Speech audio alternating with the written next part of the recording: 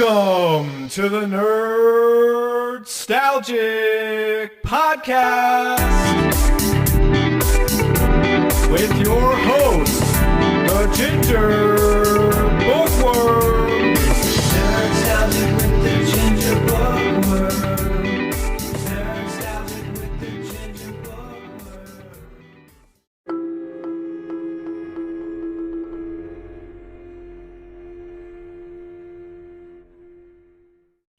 Hello, and welcome back to the Nerdstalgic Podcast. I'm your host, Luke the Human. Or am I human?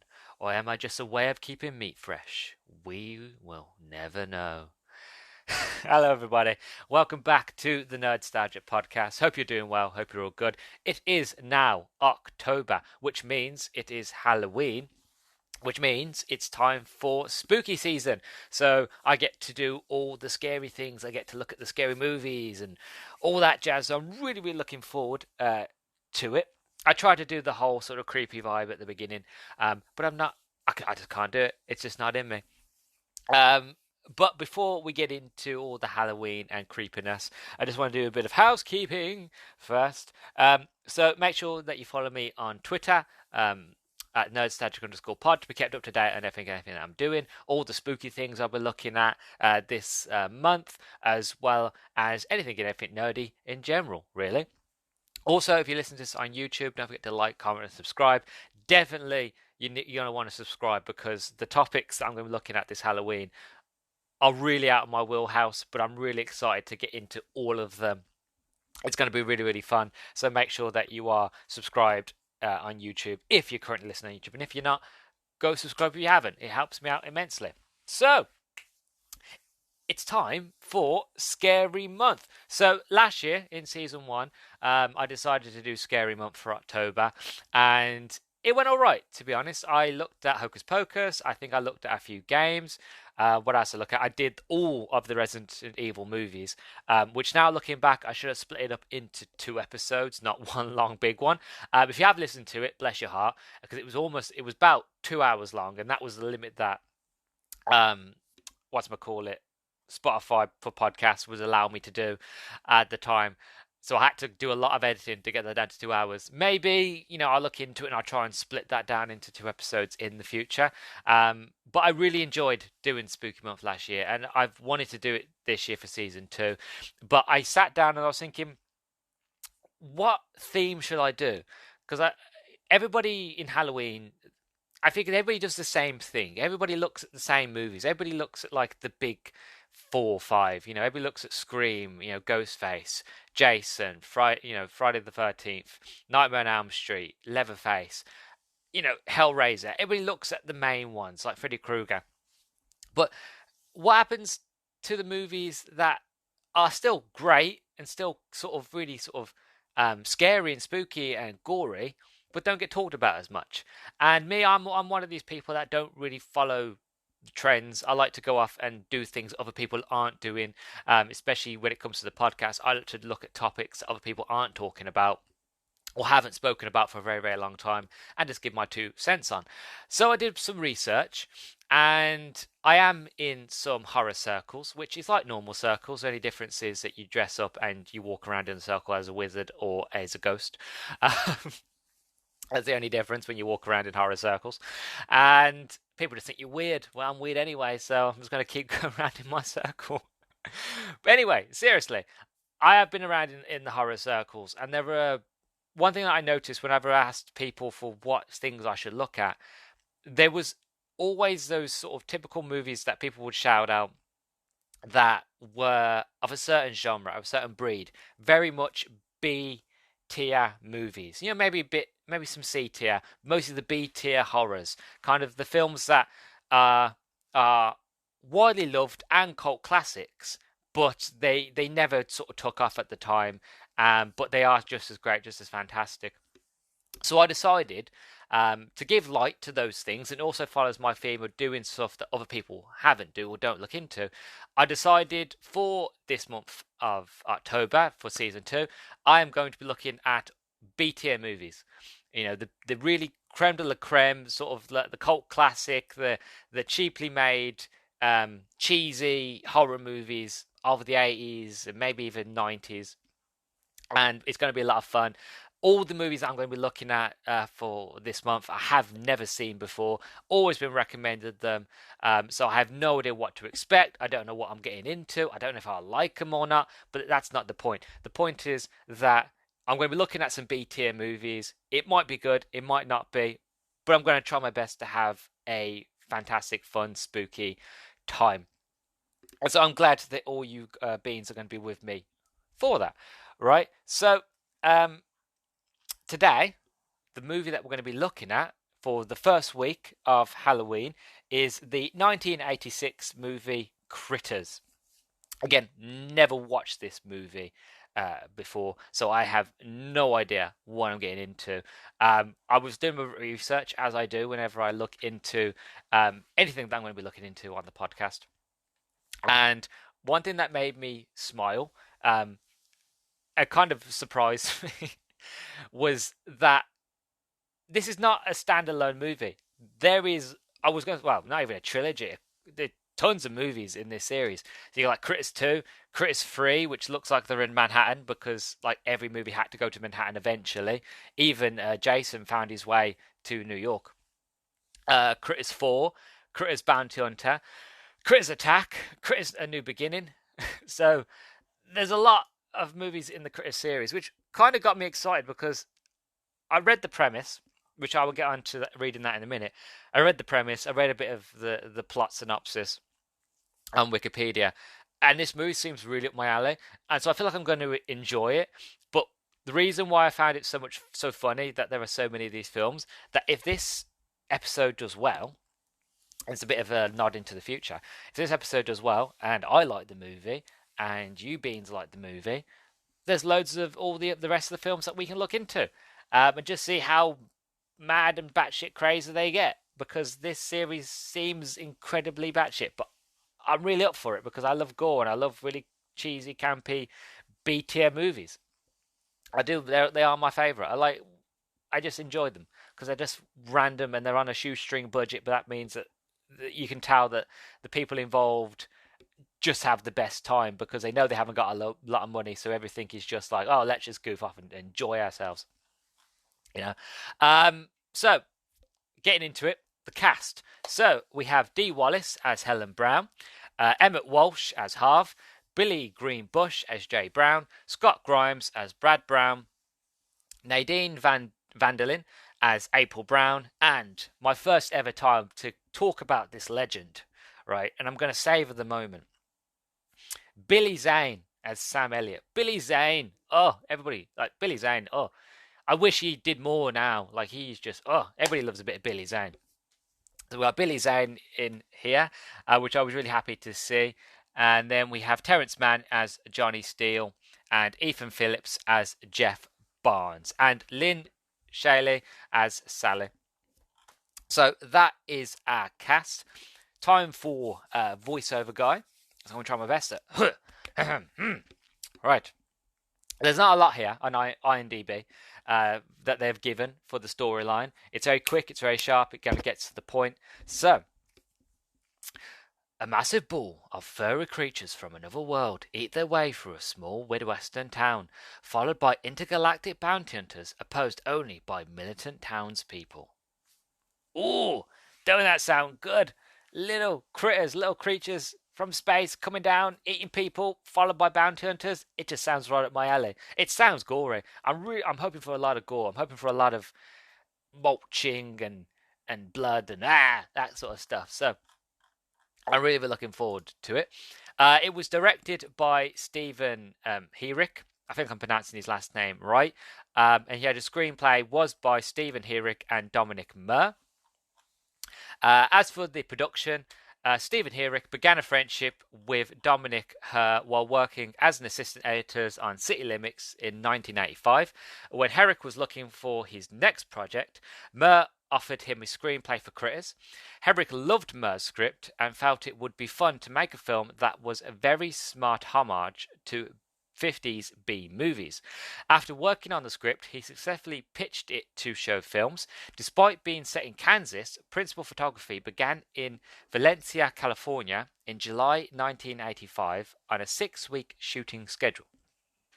Special effects coordinator Chuck Stewart hired Joseph Lombardi as a consultant for the scene of the barn exploding. While they rigged second-floor ceilings with primer cord that carried an explosive charge inside it, the sequence of the critters swallowing a cherry bomb was controlled by puppeteers who were positioned below in a hayloft to operate the stomach and eye movements. Crew members Dwight Roberts commented that it took some effort to coordinate the critter's bulging stomach and eyes as it kneeled over in the hay due to the number of people needed to articulate it. The role of Charlie was specifically written for Don Upper, a close friend of Murr and Hyrick. Upper, who was a writer with no real acting experience, took the role due to his friendship with the filmmakers. So that is the production. The movie had a budget of $3 million and made the money back tenfold, really. Then box office budget was $13.2 million, which I can understand now why there were so many of these movies made, because if they kept making money, they're going to keep making them. But that's about it, really, in terms of the production. I'm really, really looking forward to it. I'm glad that I started off with this movie, because looking into it more, there are obviously I didn't want to spoil it for me, but I did look a bit deeper dive into the story than what I've sort of mentioned here, and I watched the trailer. I'm just really, really excited. So I feel like, cross my fingers and hope to die, that I've started off Halloween and spooky season right with Critters. So without further ado, let's just get into it, shall we? Let's go rip some heads and watch some critters devour a town. Let's do it! So, I've just finished watching Critters. What an absolutely fantastic movie. I love this film. I do. It's 1 hour, 25 minutes of pure 80s B-tier horror movie goodness. It's everything that you want within an hour and 25 minutes. Nothing more, nothing less. It's gory, it's brutal, it's funny, it's silly, it's campy, it's B-tier, you can tell there's a small budget, but that doesn't matter. It's still pretty awesome. I love it. I do. I really, really loved it. I really enjoyed it. Definitely one I can highly recommend to basically anybody who likes horror movies. And like, this is not your sort of standard horror movie where this is not jump scares or anything like that. This is just pure silly horror, but still horror, and it's fantastic, and I love it. The story kind of gets going pretty much straight away, with the critters escaping a maximum security prison in deep space in Sector 7, and then the bounty hunters are sent out after them. Again, all the practical effects with all the aliens and with the set design is pure 80s. I think everything is actually there. It feels like I could go into the screen and I could touch all the buttons. The aliens look fantastic, or should I say alien, because you only see one alien creature. And then you meet the bounty hunters, and they have these kind of like waxy, sort of unfinished sort of clay faces. They've got no features to them, just a structure of a head, really. And they are sent out after the critters after they escape. We don't know how they escaped. All we know is that they've escaped. They took the fastest ship that this prison has, and they're on the way somewhere where they can feast, where they can find food. And the bounty hunters are sent out after them. And like, there's this cool scene where the bounty hunters are after the critters, and they're flying through space doing their ship, and they get given the records, because when they go to another planet, I would imagine, they were given different records of like that civilization and how they look and how they act. And these bounty hunters are given the sort of the lowdown of what has been going on all the way up until the 80s of humanity, all the technological advancements and all that. And as they go through, one of them finds a human that they like the look of, and they basically take the form. And it's an incredible scene that, well, I knew how they did it. It's one of the practical effects. I know how it works, but still I was amazed of what I see on the screen. Best way to explain it, let's imagine if you got an ice cream and you left it in the sun to melt, but you filmed it. And then after the ice cream had melted, you got that footage and you played it backwards, so it looked like the ice cream was unmounted and going back to normal. That's kind of way how best I can explain it. They have like a face that just slowly starts to come together, and you have the skull comes in first, and then you have the muscle, then you have the blood, then you have the skin, and it's like a mucousy sort of color, and it all comes so perfectly into a face that I can tell that you had this waxy face, and they just sort of melted it, this face, and the face started to melt into layers upon layers upon layers, and that's how they made that effect. Either way, it's an incredible effect, and this is why I've said it many times as well. I love practical effects because it just works in a movie's favor so much, no matter how old the movie may be. If the practical effect is done well, it will always look gnarly and awesome. And it's incredibly gnarly, and I just love that one scene. But it does, the story gets going basically straight away. As for the Earth side of it, the story is nice and quick. It sets up and introduces all the main characters that you're going to see and that you're going to meet. And then the critters land. And as soon as they arrive, all hell breaks loose.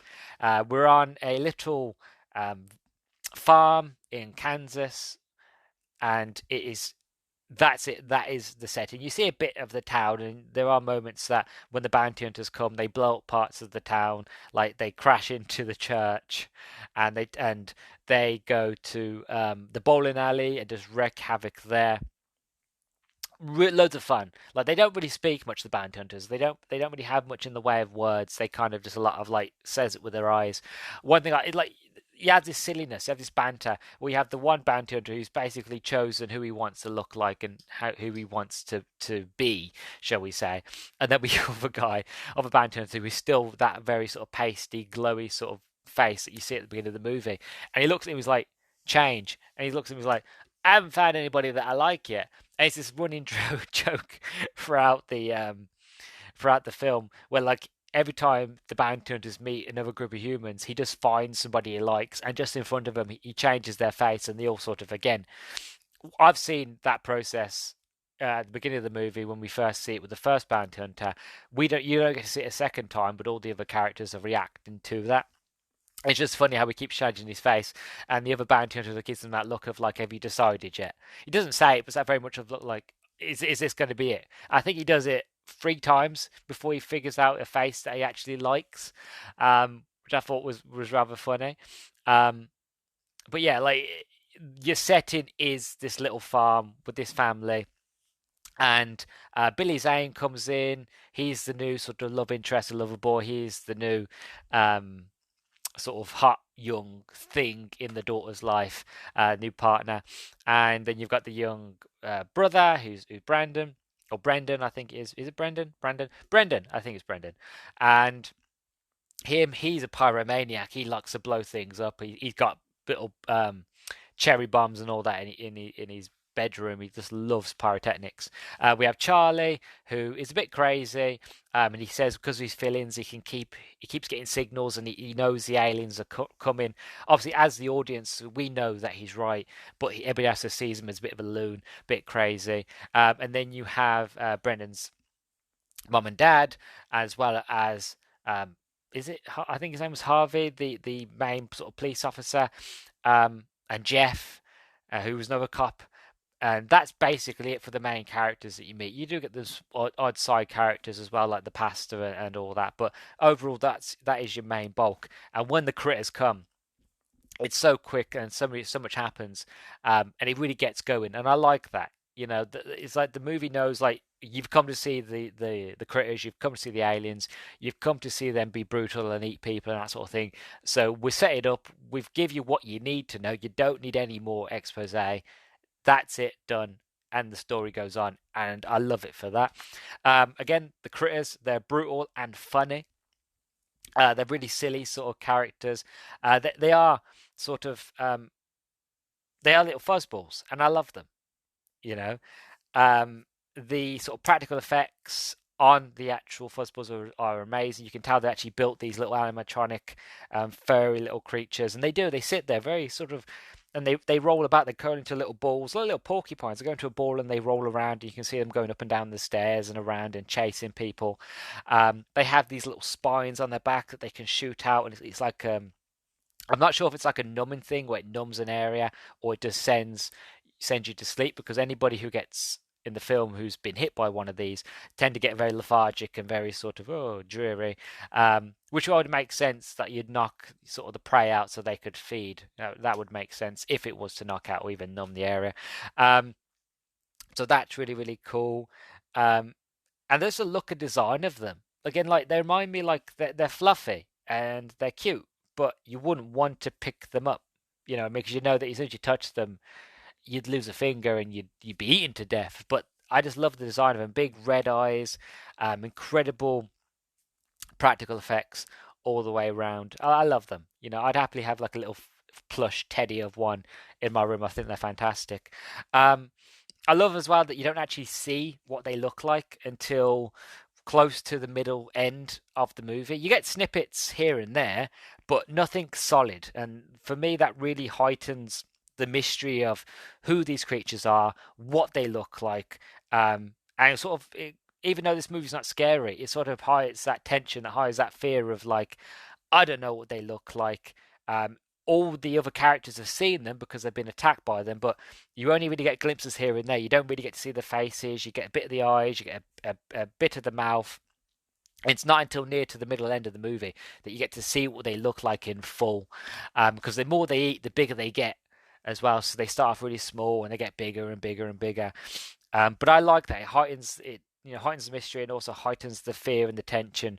So where you see their sort of cutish, furry little beasts, that are just vicious little monsters.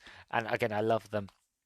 I think they're fantastic. The film reminds me of the Gremlins, only in half the time. And if it was Gizmo that was doing all the damage, not the actual, like the Mogwai, not the actual Gremlins itself. Because obviously these don't change; these stay very small, cute, furry. It kind of reminds me of Beep the Meep. That's a Doctor Who reference, if you know that one. It reminds me very much of Beep the Meep. Very sort of cute, but very dangerous at the same time. Very psychotic, very sort of thing. That's a Doctor Who reference. Most people won't get that.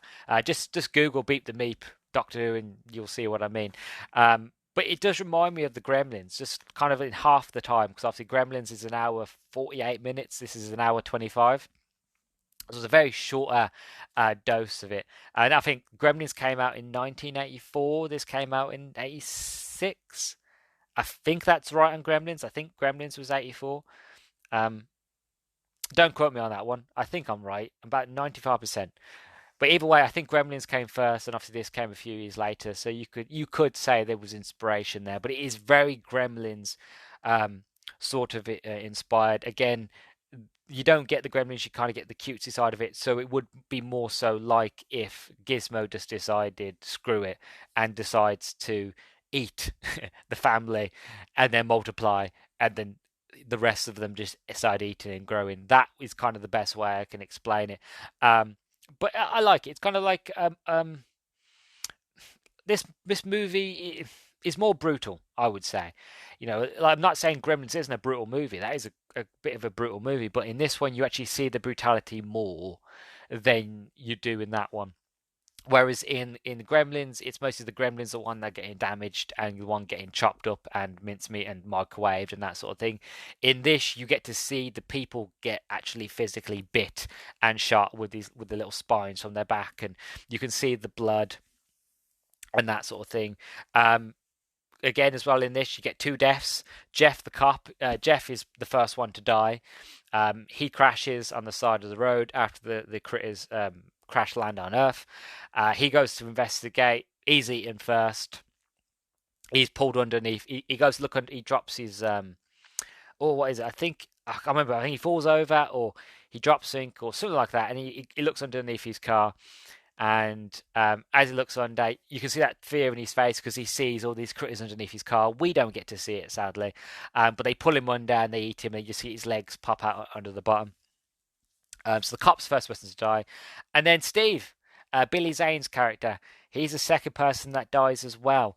Again, these people obviously have never watched Cabin in the Woods, which makes sense because Cabin in the Woods came out like 2013 and this was the 80s. So, of course, they haven't seen it. But we all know, anybody who's seen Cabin in the Woods and anybody who's seen Scream knows that what's the one main thing you don't do? You don't say, I'll be back, right? That's one. And you don't leave to go have sex. You don't do it because if you leave to have sex, you and the person are both going to die. Or if you are the bloke, you're going to die. And that's basically what happens here. Billy Zane and the daughter, they sneak off into the barn. They go off to have sexy time in the barn. They're, doing the biz. And the sort of because the radio signals from the alien ship is messing up, Billy Zane decides to reach over, change the channel. As he does, one of the critters jumps up and bites his fingers off. He's freaking out. My fingers. He goes to get up and to run away. And then one of the critters jumps on him and then just starts eating away at his stomach. And I think another one jumps up on his shoulder, eats him, while the girl just kind of sits there and screams and panics. And Billy Zane's dead. Steve, he dies pretty easy. I was kind of hoping that Billy Zane was going to live a bit longer. Kind of either he survives to the end or he survives a bit, has a bit of a badass moment, and goes down sort of fighting. But no, he gets his fingers bit off, and then he gets basically his stomach eaten into, and then he just gets eaten. So that's basically it. But there are only 2 deaths. I was hoping for a bit more death, without sounding a bit crazy. But there's a lot of blood in this and a lot of bites, but not as much gore as I'd like. You do see many critters get blown to bits. There are many moments with the critters they get like this. They've got a shotgun and full front like shotgun blasts. So these little critters are blowing up left, right, and center. Some are get set on fire. You get some comedic moments where they set one on fire, and he's panicking, and the other critters in the corner freaking out like "Wah!" like that on the stairs. And this other critter then gets him in a ball, rolls away, and then jumps into the toilet. And you can just hear this moment where it's like that sort of ha, sort of like in an alien sort of voice, sort of moment. You get these little silly moments of these critters. Again, I love all this. Like I wish you could see my face. I wish it's on video. I have such a huge Cheshire Cat smile on my face at the moment because even though I've only not long finished watching it, also just remembering these scenes are just making me smile. But yeah, you do see the critters blow up, and you do see a lot of carnage there. And like when the critters are eating the chickens, there's blood and there's feathers. But I would have liked to see a bit more gore. For example, when Billy Zane gets eaten, I would have like you get to see his fingers come off, which you don't actually see the fingers come off, but you can see where the fingers were. Again, they've managed to do the prosthetics where it looks like his fingers have been taken off. But I'd like to see a bit more like where they bites his stomach and his intestines start to fall out, or something under those lines. Loads of blood. I want a bit more gore. I want a bit more splurt of things, because the sort of the transformation when the bounty hunter transforms into the human, that's very gory. That's very 80s. That's very sort of practical effects B movie type sort of horror, and I like that. Sadly, we don't get as much of that. We get a lot of bites, and the dad, fair play to that. I don't know how the dad is standing up at the end of this film. He gets bitten multiple times. He gets shot, I think, in the neck and in the arm with those sort of sleep tranquil dart things that they shoot at him. He gets bit up. He gets bit on his leg. Gets bit on his shoulder twice. I think on the right or left shoulder. He gets bit on the arm. I don't know how he's still standing. He manages to walk around. So yeah, there are a lot of bites, but it's not enough gore for me personally. But again, I still enjoyed it. I think for me, I just would have liked to see more gore, because again, the idea that these creatures are eating people, I want to see the eating. I want to really get that. I want to either hear it or see it. I would happy like both would be fantastic, but one or the other, like those sort of like munching and crunching sort of sounds, that would have been great. Or to at least see more visual sort of style, and them going as the guts are flying out and blood's pouring out the arm or something like that. We only really get it a little bit with Billy Zane when he dies, but then that's basically it. But again, it's not overly an issue. It's just me nitpicking here and there. 2 scenes I want to mention before we wrap up to the overall.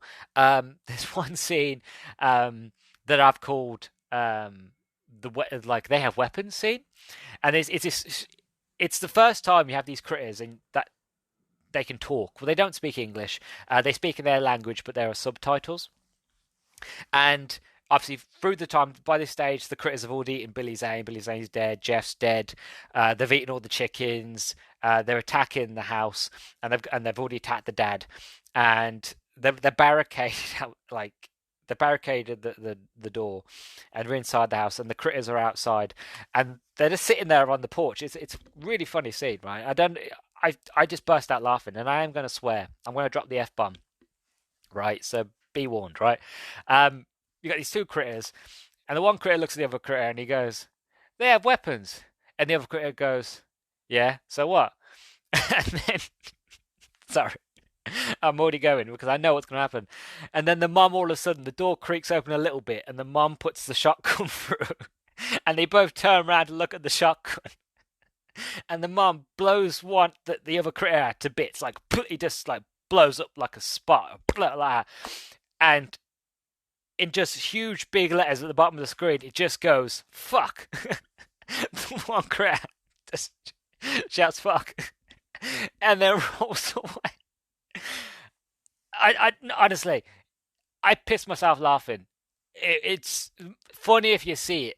Like, I'm not doing it justice. It's one of them scenes I wasn't expecting them to speak, to have any sort of language at all, but they do, and it's just that one moment out of nowhere, and it's hilarious. And I thought that was a highlight of the film for me. That was the best part. And then you had this other moment where the critters are inside the house.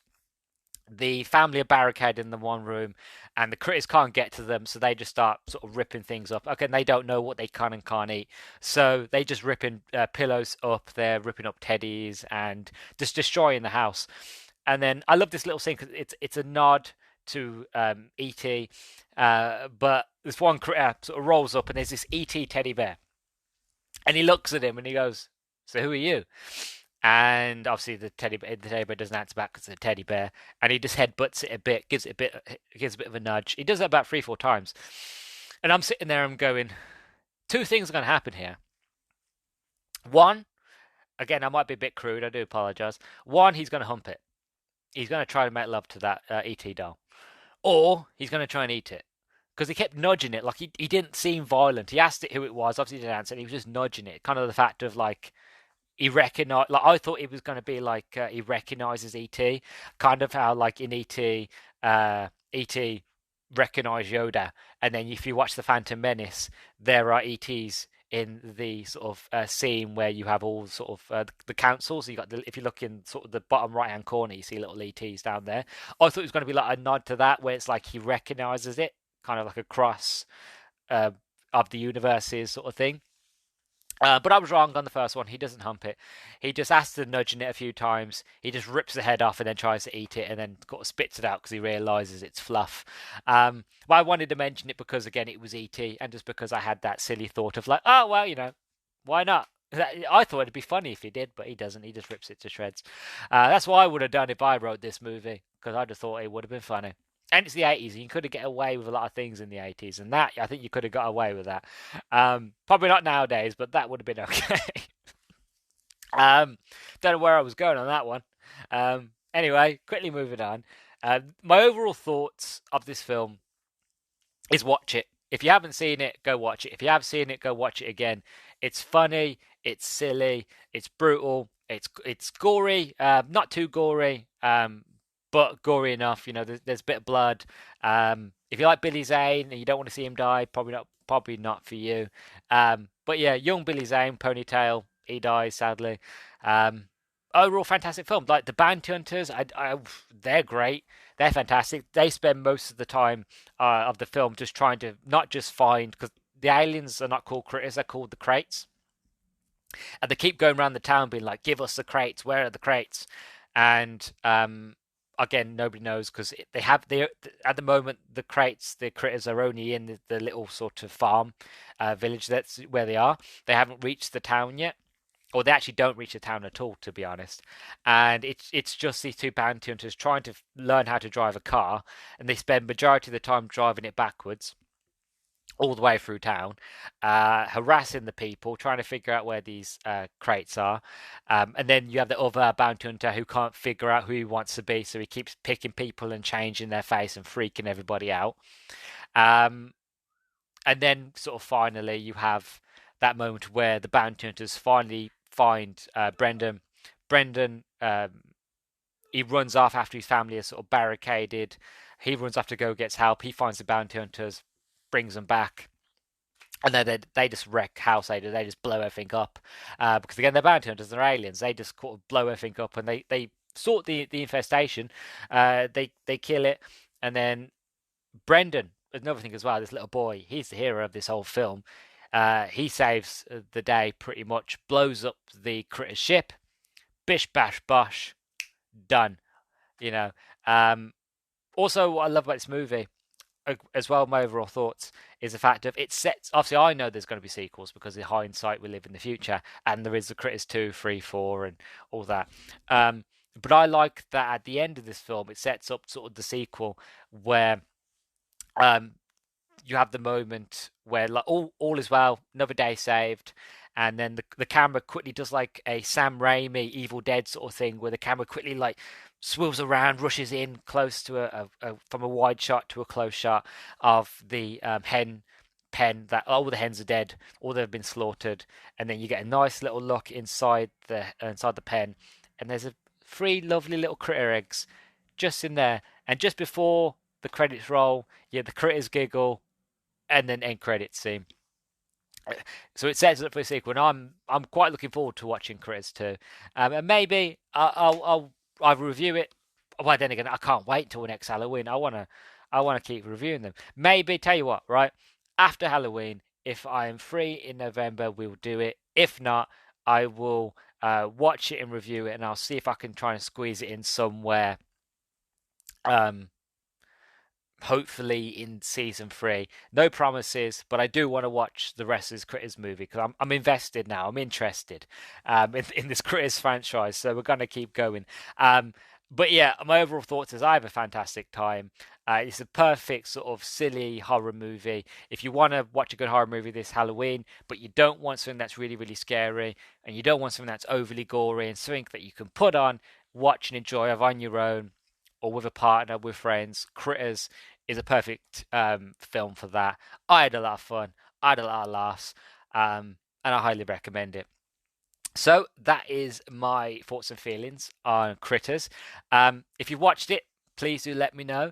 If you haven't, let me know what you thought of this review. If I've interested you and wanted to go off and watch it. Also, again, it's beginning of Halloween. What are you doing for Halloween? Let me know at Twitter at Nerdstalgic_pod. I want to know what you're doing for Halloween. I wonder if you're dressing up, or you're having parties, or if you're a podcast listening to this, what plans have you got for Halloween and that sort of thing, in terms of topics, or just for yourself.